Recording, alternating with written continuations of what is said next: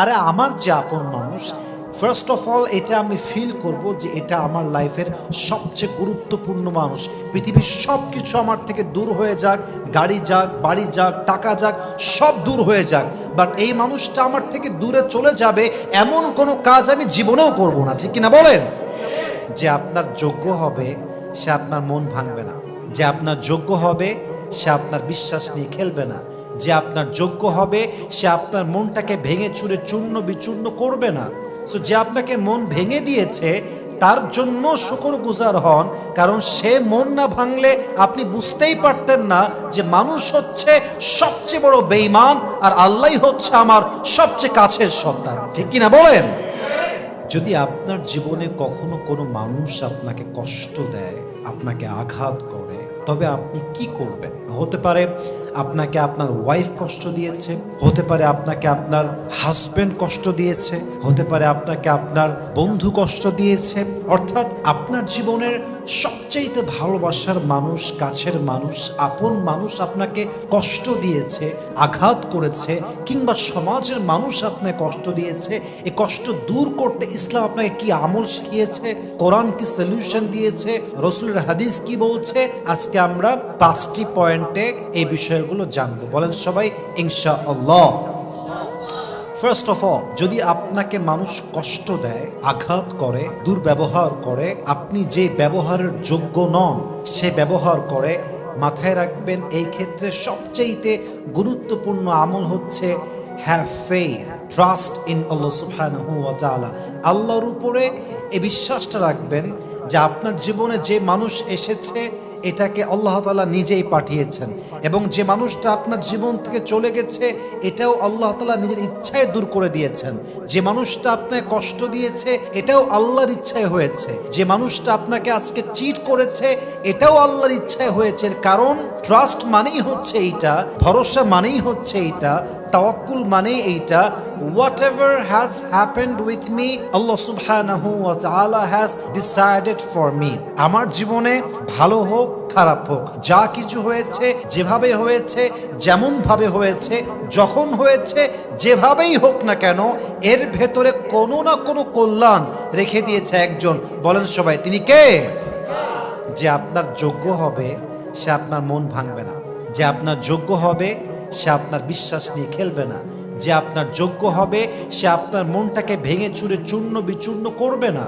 So যে আপনাকে মন ভেঙে দিয়েছে তার জন্য শুকরগুজার হন, কারণ সে মন না ভাঙলে আপনি বুঝতেই পারতেন না যে মানুষ হচ্ছে সবচেয়ে বড় বেঈমান আর আল্লাহই হচ্ছে আমার সবচেয়ে কাছের সন্তান। ঠিক কিনা বলেন? একটা আয়াত বলি, খুব খেয়াল করে শুনবেন আয়াতটা। আশা করছি এই আয়াতটা আপনার লাইফের 80% ডিপ্রেশন দূর করে দিবে। বলেন সবাই ইনশাআল্লাহ। আল্লাহ তাআলা বলছেন, ওয়াসা আন তাকরাহু শাইআন ওয়া হুয়া খায়রুল লাকুম। Sometimes you dislike a thing and you believe that it is not best for you. But Allah says, you don't know about your future, you don't know what is good and what is bad.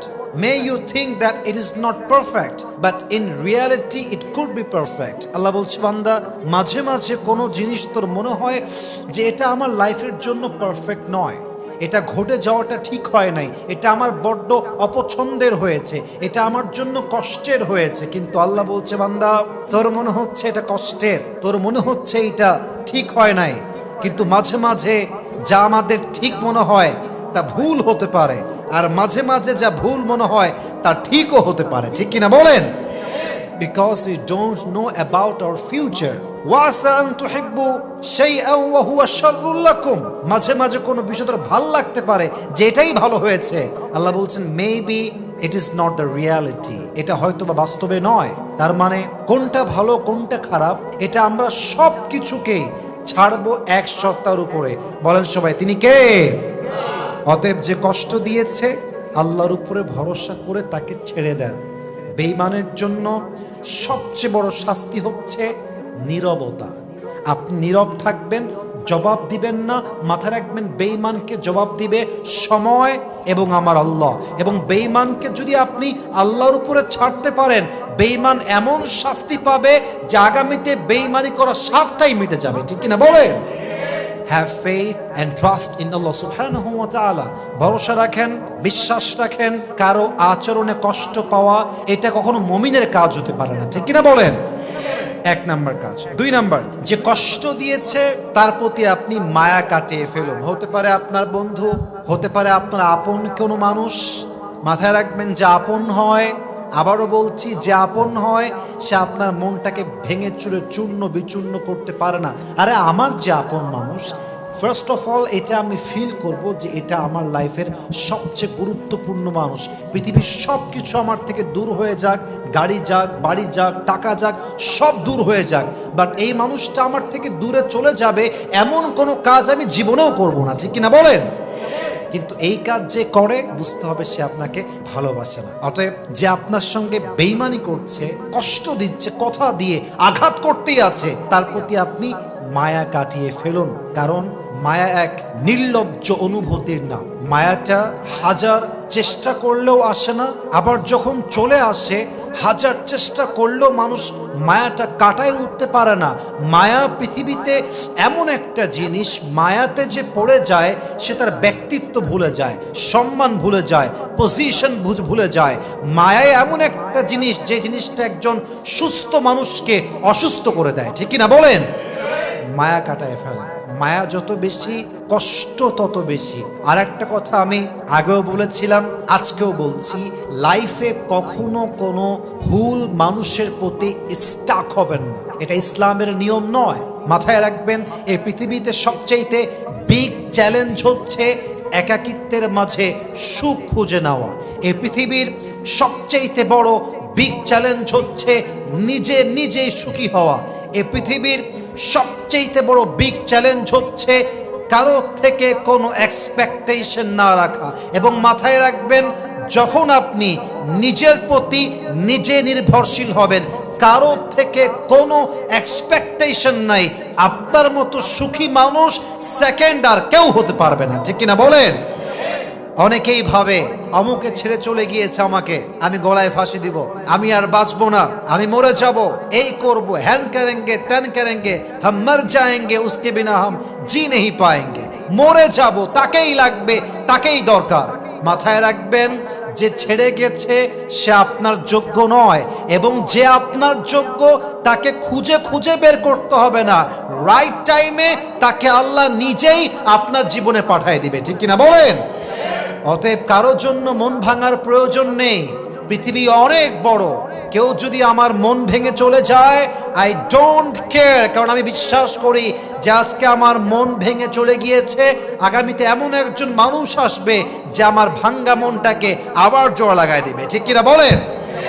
और भी दुख है जमाने में मोहब्बत के सिवा, राहत और भी है वसल के राहत के सिवा, तू नहीं तो कोई और सही, कोई और नहीं तो कोई और सही, बहुत लंबी है ये जमीन मिलेगी लाखों हंसी, इस जमाने में सनम तू अकेला तो नहीं। একজন গেছে তো কি হয়েছে?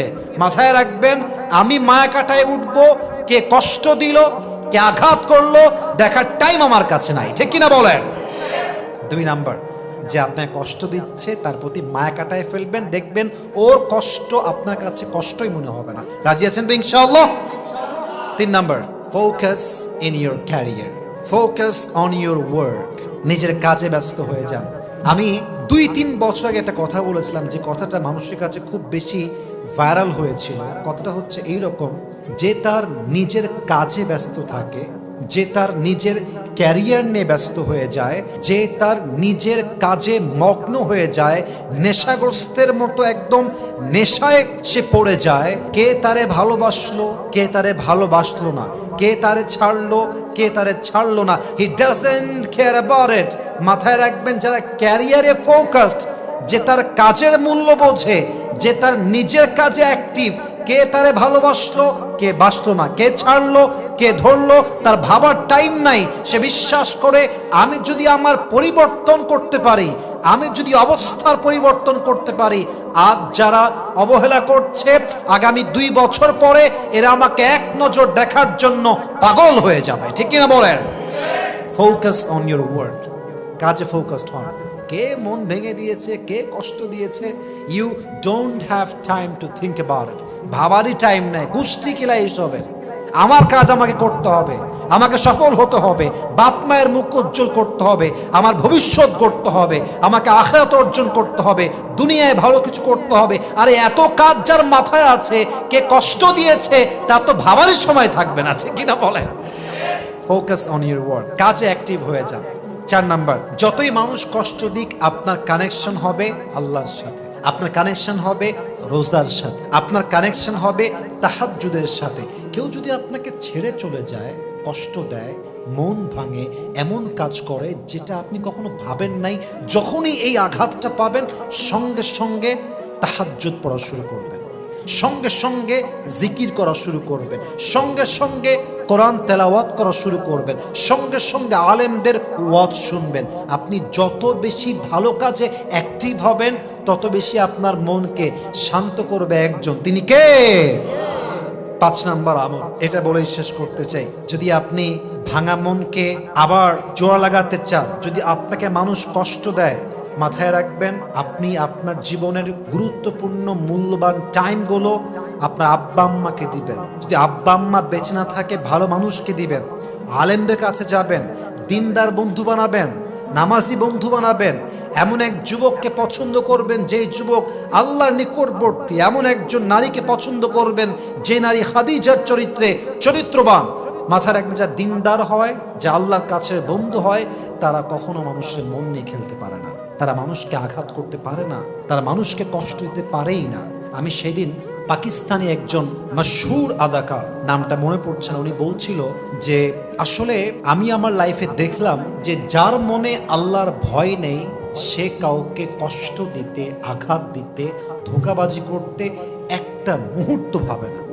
এবং সে এটাও বলল যে আমি আমার জীবনে দেখলাম যাদের মনে তাকওয়া আছে, ভয় আছে, আল্লাহকে তারা ভয় করে, এরা কাউকে ইচ্ছাকৃত কষ্ট দিবে তো দূরের কথা, যদি ভুল ক্রমে কষ্ট দিয়েও ফেলে, যতক্ষণ পর্যন্ত মাফ না করে ততক্ষণ পর্যন্ত পিছু ছাড়তে চায় না, ঠিক কিনা বলেন?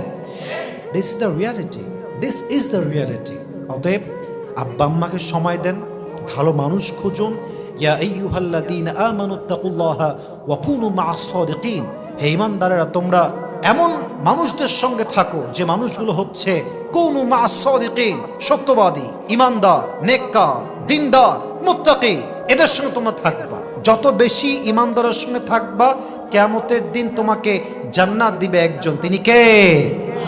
আল মারউ মা মান আহাব্বা, যার সঙ্গে যার ভালোবাসা তার সঙ্গে তার কিয়ামত। অতএব মাথায় রাখবেন, যত মানুষ কষ্ট দিবে তাদের থেকে দূরত্ব বজায় রেখে বাবা মা, দিনদার বন্ধু, ভালো জীবনসঙ্গী খুঁজে তাদেরকে সময় দিবেন। নেগেটিভ পিপল যত অ্যাভয়েড করবেন আপনার মনকে তত বেশি শান্ত করবে একজন, তিনি কে? আল্লাহ আমাদের সবাইকে বোঝার তৌফিক দান করুক, পড়েন সবাই আমিন।